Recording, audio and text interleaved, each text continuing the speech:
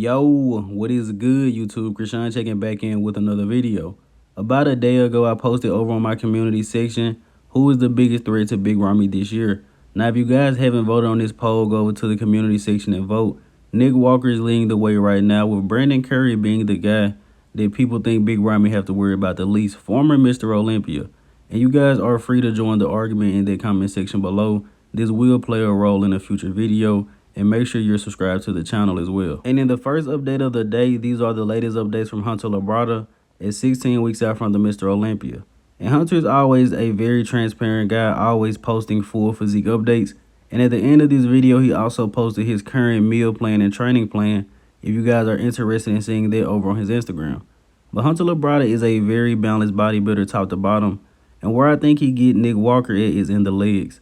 If you guys look very closely at Nick Walker's physique, upper body seems to be a bit more overpowering, and Hunter Labrada has more balanced quads, overall a better flow top to bottom in comparison to Nick Walker. Hunter Labrada is going to be a very dangerous guy at this year's Mr. Olympia because of his shape as well as his flow. The back has seemed to come up a little bit, but I don't really knock Hunter for the higher lats when we have Big Ramy winning the Olympia title with a very similar back to Hunter Labrada, even though he's bigger. And Hunter actually pulls off a great rear lat spread as well. Where do you guys think he's going to place at this year's Olympia? From the talks going around right now, everyone has Hunter and Ian Valliere slipping and pretty much have a lot of new guys coming in and beating those guys. And switching over to Martin Fitzwater, these are the latest updates from him ahead of this Arnold Classic UK. And he started off with that hands class most muscular, which a lot of people recommended to him, but I honestly think he looks a lot better in the crib. Now, going into this Arnold Classic UK, I honestly think it's going to be a rematch between Martin and Andrew. I believe those are probably going to be the top two guys.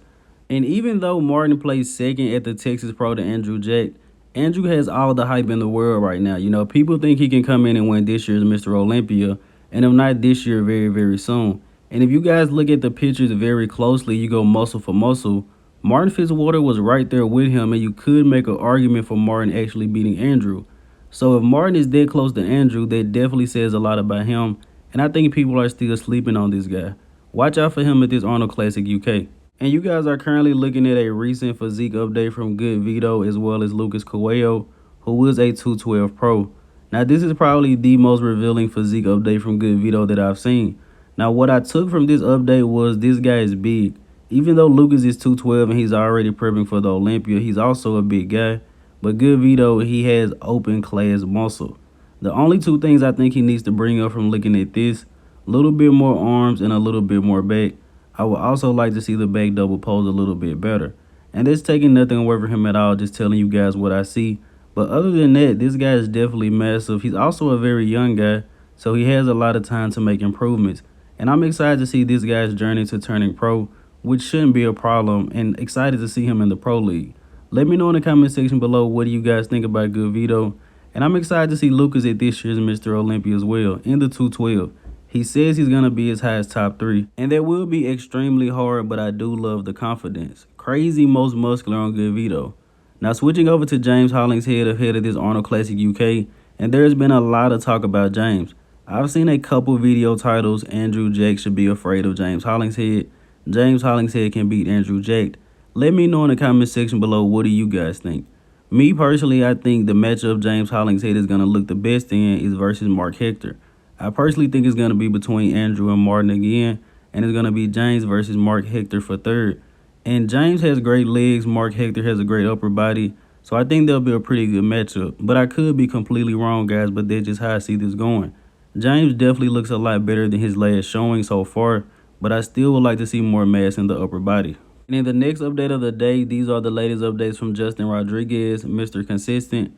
And Justin seems to be posting updates every day once again, prepping for possibly the Mr. Olympia, or it could be a show. Now, once again, people definitely have to watch out for Justin. He was 8th at last year's Olympia, 10th at the Olympia before that. So back-to-back top 10 Mr. Olympia. Everyone talks about beating Ramy, you know, beating Nick, but you have to get past Ian, Justin, and Akeem first. And I think a lot of people have those guys underrated, and those are tough guys to beat. And switching over to Regan Grimes, who put up this back lat spread pose yesterday. And Regan must have watched my video when I said he doesn't seem as focused now as he was last year around the Legion Sports Fest, and put up this back update just to show that he's definitely been working. And from this, Regan said he's the biggest he's ever been with the best conditioning. I know when he was over at Oxygen Gyms, he blew up to 300 plus pounds, but he was really soft. So he's basically holding around 290 pounds, I believe, with pretty solid condition. So hopefully he's able to bring it 100% to this year's Olympia. And in the next update of the day, these are the latest updates from Quinton Eriya, who is still enjoying the rebound phase. Quinton looks bigger and harder, and I know a lot of people are going to say why he didn't show up on stage like this. You know, he wasn't full enough. But I'm pretty sure from behind, especially in the glute hamstring area, he wouldn't be as hard as he is in the upper body. And once again, they're just a testament to the fact that Quinton needs to put on more muscle instead of trying to come in very, very full and end up coming in soft. But Quinton does seem to be making progress slowly but surely. Now switching over to Antoine Vaillant, these are the latest updates from him. And there actually hasn't been much talk about Antoine since winning Chicago and placing second to Ian in Vancouver. And he is qualified for the Olympia, so he will be there once again with Ian Vaillant. Do you guys think he'll be able to get the rematch, or you think Antoine will play significantly lower than Ian? And I also thought this was a very interesting story, courtesy of Buys and Tries over on Instagram. Dorian Hamilton, who was actually the coach of Quinton and Antoine, is trying to get his pro card, and I believe he's 6 weeks out from a show. And I know this has to be very hard to do, you know, coaching very high-level athletes. And he is also the owner of the supplement company HD Muscle. But I'm personally very excited to see this guy hop on the stage. Dorian is a guy I follow on Instagram, you know, also HD, a lot of the athletes. I really like his mindset. And in the next update of the day, Breon Ansley actually did a recent guest posing. And we haven't talked about Breon in a while. All of the long-time watchers on the channel know that Breon is my favorite physique in any division in bodybuilding today. But after placing fourth at this year's Arnold Classic behind Urs Kalasinski and Ramon Dino, I don't think that the look that Breon is bringing to the stage is what they are looking for in Classic physique. Lately, Classic is seeming to favor guys that have bigger quads, and Breon Ansley getting older just doesn't seem to have the same quad sweep as a lot of other guys. Honestly, I believe outside of the legs, Breon should be winning the entire division. I said in a comment, if he had the legs of Chen Kang, then Breon would have never lost the Olympia title. And of course, that's just my personal opinion. Breon has one of the best torsos, if not the best torso in the division, some of the best arms, and also the best back. Crazy detail, and he also comes in pretty conditioned. He just doesn't have the legs to stand next to guys like Ramon Dino and Urs Kalasinski. And switching over to Yunlong, these are the latest updates from him. Small updates, but I still want to share them. This guy really impressed me at the Thailand Pro that he won earlier this year, and I'm excited to see him at this year's Olympia. He came in crazy condition, had the crazy oil and tan, and also has a good wow factor. He could shake some things up. And switching over to Classic Physique, these are the latest updates of Gabriel Zancanelli, courtesy of Brazil Bodybuilding News on Instagram. Very, very hard to gauge where he's going to place at this year's Olympia, just because how stacked the Classic Physique lineup is. I believe we probably have about 40 or 50 guys maybe already qualified. Now keep in mind, Zancanelli was at last year's Olympia where he didn't even place. Not because he looked bad or he was off by any means. Maybe it could have been a little bit harder, but the division is just so stacked with talent.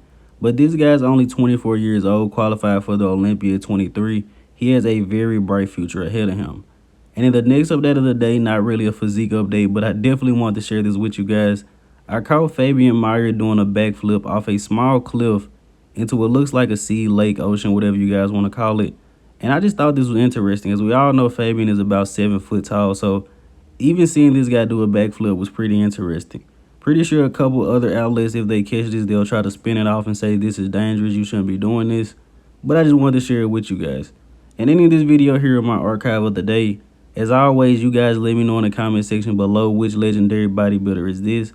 If you haven't done so already, be sure to like the video and subscribe to the channel. Also, if you still haven't, go over to the community section, vote on the poll on who is the biggest threat to Big Ramy this year. I'm Krishan from Go Fitness, and that's it. I'm out.